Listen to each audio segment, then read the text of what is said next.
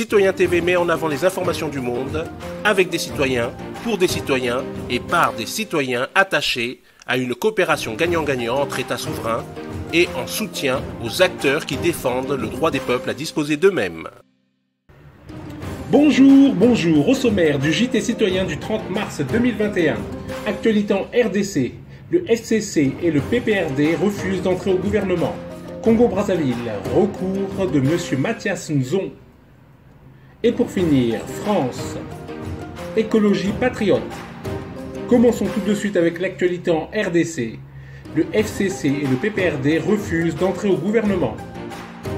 Dernières années, Ligue démocratique du Congo, le FCC, le Front commun pour le Congo, parti de l'ex-président Joseph Kabila, ainsi que le PPRD, le Parti du peuple pour la reconstruction et le développement, ont officiellement annoncé leur non-participation au gouvernement dit de l'Union sacrée, voulu par le président actuel Félix Antoine Tshisekedi.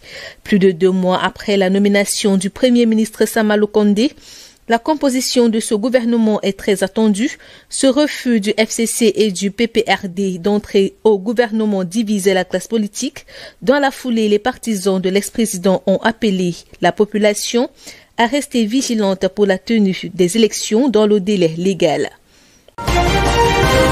Tout de suite, Congo-Brazzaville, présidentielle, recours de Mathias Nzon. Au Congo-Brazzaville, l'opposant Mathias Nzon a déposé un recours en annulation des résultats du premier tour du scrutin du 21 mars à la Cour constitutionnelle.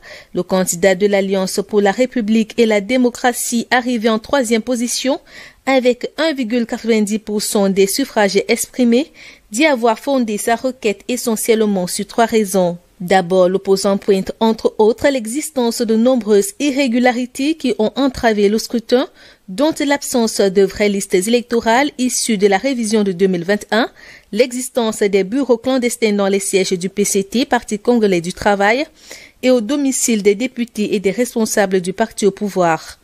À cela s'ajoute selon lui la proclamation précipitée des résultats plutôt préétablis. Mathias Nzon a aussi avancé l'empêchement définitif d'un des candidats en lice, Feu Guy Brice Parfait Colélas, appelant à l'application immédiate de l'article 70 de la Constitution. Cet article dispose, a-t-il rappelé, qu'avant le premier tour en cas de décès ou d'empêchement définitif d'un candidat, l'élection est reportée de 90 jours à compter de la date du report. Pour Mathias Nzon, le pouvoir a délibérément camouflé à l'opinion nationale et internationale l'empêchement définitif du candidat Parfait Colélas avant le premier tour pour se donner les moyens de perpétrer un nouveau coup d'État électoral. Et pour finir, France, écologie patriote.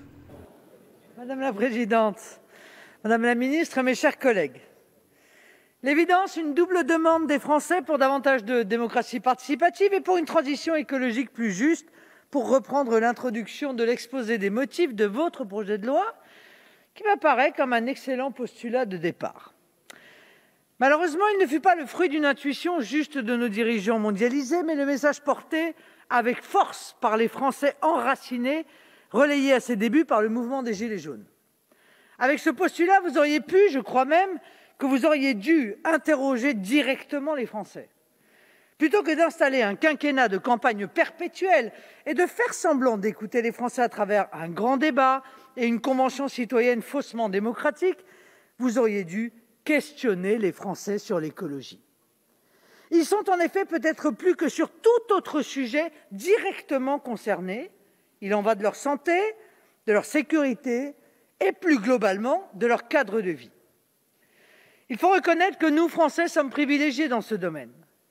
Nous vivons sous un climat tempéré, nous possédons une très large diversité d'écosystèmes, notamment grâce à nos territoires ultramarins, et nous pouvons chaque jour contempler des paysages harmonieux. Tout cela, nous devons le préserver. Mais je doute que nous y parvenions grâce à une écologie punitive sans frontiériste. Nous pensons au contraire, comme le dit si bien Hervé Juvin, que l'écologie devrait être la science de la joie de vivre.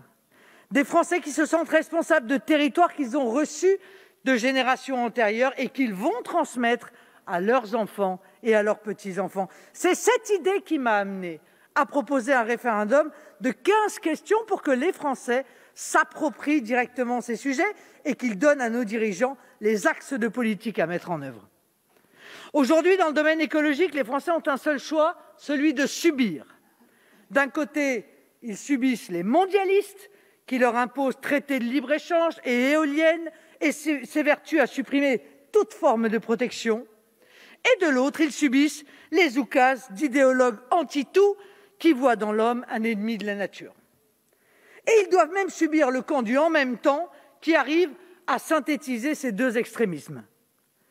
Nous croyons de notre côté, j'ai déjà eu l'occasion de le dire, qu'il faut rendre désirable ce qui est nécessaire.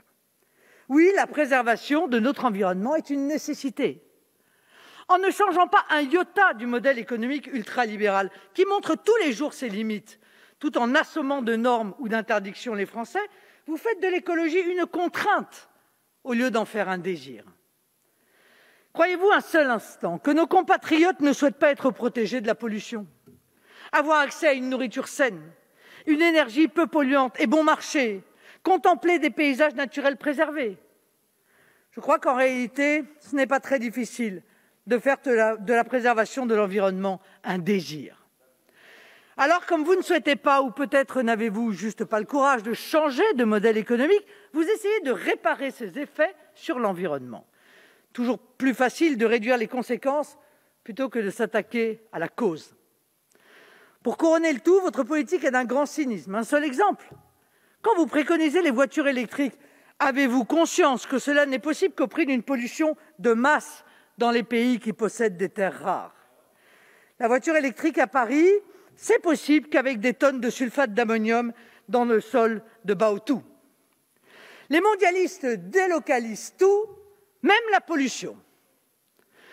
Je le dis très clairement, aucun combat pour la préservation de l'environnement ne pourra être gagné tant que l'on ne changera pas de modèle économique, tant que l'on ne rétablira pas les frontières qui permettent de lutter contre la cupidité de certains financiers, tant que l'on ne préférera pas les circuits courts qui favorisent le producteur local par rapport au producteur du bout du monde, et tant que la consommation de masse sera la norme, voire l'objectif. Vous vous en doutez, j'aurai l'occasion, dans les prochains mois, de développer ma vision de l'écologie et de la nécessaire protection de notre maison commune.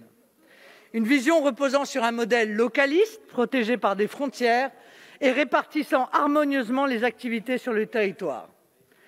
Alors, et je conclus, malheureusement, les mesures de ce texte que nos collègues Maisonnet et Bildt vous commenteront plus tard en détail ne changeront sans doute pas grand-chose au dérèglement climatique en cours. Et plus problématique, certaines mesures très contraignantes risquent d'éloigner un peu plus les Français de ces questions pourtant fondamentales. Comme je l'ai déjà dit, faisons de l'écologie un désir plus qu'une contrainte. Faisons de cette science un levier pour la croissance de demain. Faisons de ce combat un projet fédérateur. Je suis persuadée qu'alors les Français y adhéreront massivement. Un référendum sur des questions précises m'apparaît donc clairement comme la première étape de ce combat nécessaire pour préserver notre beau pays.